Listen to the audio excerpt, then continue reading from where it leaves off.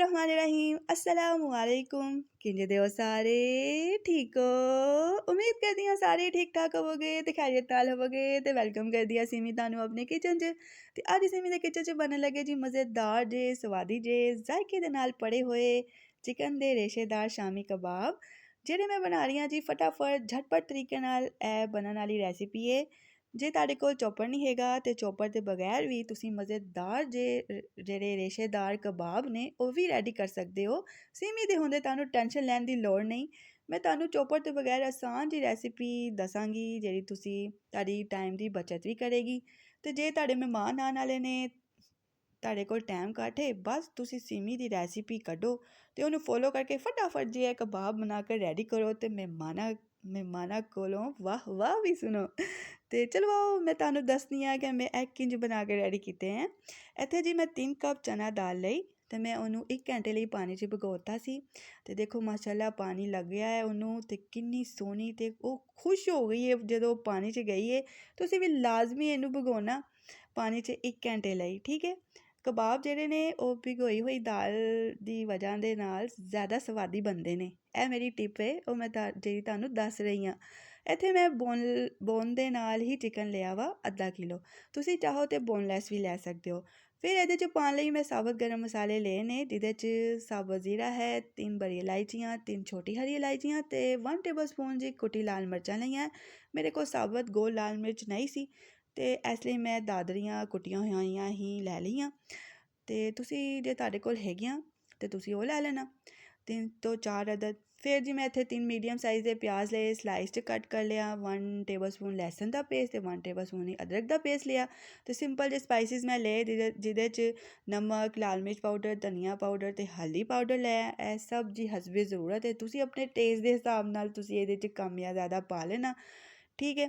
ਹੁਣ ਸਭ ਤੋਂ ਪਹਿਲੇ ਜੀ ਤੁਸੀਂ ਸਿਮੀ ਦਾ ਫੇਵਰਟ ਪ੍ਰੈਸ਼ਰ ਕੁੱਕਰ ਲੈਣਾ ਹੈ ਤੇ ਉਹਦੇ 'ਚ 6 ਟੇਬਲਸਪੂਨ ਤੁਸੀਂ ਆਇਲ ਪਾ ਦੇਣਾ ਤੇ ਫਿਰ ਉਹਦੇ 'ਚ ਇਹ ਸਾਬਤ ਗਰਮ ਮਸਾਲੇ ਤੇ ਕੁੱਟੀ ਲਾਲ ਮਿਰਚਾਂ ਪਾ ਕਰ 10 ਸੈਕਿੰਡ ਲਈ ਤੁਸੀਂ ਇਹਨੂੰ ਸੌਟੇ ਕਰ ਲੈਣਾ ਤੇ ਅੱਗ ਜਿਹੜੀ ਹੈ ਨਾ ਉਹ ਧੀਮੀ ਹੋਣੀ ਚਾਹੀਦੀ ਆ।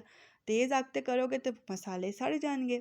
ਉਸ ਤੋਂ ਬਾਅਦ ਜੀ ਮੈਂ ਇਹਦੇ 'ਚ ਚਿਕਨ ਸ਼ਾਮਿਲ ਕਰ ਲਿਆ ਤੇ ਚਿਕਨ 'ਚ ਬਸ ਇਹਨੂੰ ਤੁਸੀਂ ਇਹਨੂੰ ਇੰਨਾ ਹੀ ਫਰਾਈ ਕਰਨਾ ਹੈ ਕਿ ਬਸ ਚਿਕਨ ਜਿਹੜੀ ਹੈ ਨਾ ਉਹ ਲਾਲ ਤੋਂ ਚਿੱਟੇ ਰੰਗ ਦੀ ਹੋ ਜਾਵੇ, ਠੀਕ ਹੈ। ਬਸ ਇਹਨੂੰ ਗੋਰੀ ਹੋਣ ਤੱਕ ਹੀ ਫਰਾਈ ਕਰਨਾ, ਬਹੁਤਾ ਫਰਾਈ ਨਾ ਕਰ ਦੇਣਾ। ਅਸੀਂ ਸਾਲਨ ਨਹੀਂ ਬਣਾ ਰਹੇ, ਅਸੀਂ ਟਿੱਕੀਆਂ ਬਣਾ ਰਹੇ ਹਾਂ। ਬਸ ਚਿੱਟਾ ਹੋਣ ਤੱਕ ਹੀ ਫਰਾਈ ਕਰਨਾ।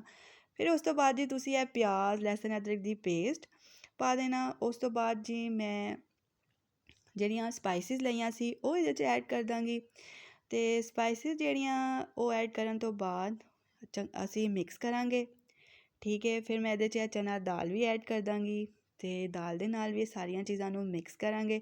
ਉਸ ਤੋਂ ਬਾਅਦ ਜੀ ਮੈਂ ਇਹਦੇ 'ਚ 2 ਗਲਾਸ ਪਾਣੀ ਪਾਏ। ਹੁਣ ਪਾਣੀ ਦਾ ਰੇਸ਼ੋ ਜਿਹੜਾ ਹੈ ਤੁਸੀਂ ਘੱਟ ਰੱਖਣਾ ਹੈ, ਬਹੁਤਾ ਨਹੀਂ ਪਾਣਾ, ਨਹੀਂ ਤਾਂ ਦਾਲ ਜਿਹੜੀ ਹੈ ਉਹ ਬਿਲਕੁਲ ਹੀ ਨਜ਼ਰ ਹੀ ਨਹੀਂ ਆਣੀ, ਹਲਵਾ ਹੋ ਜਾਏਗੀ, ਠੀਕ ਹੈ।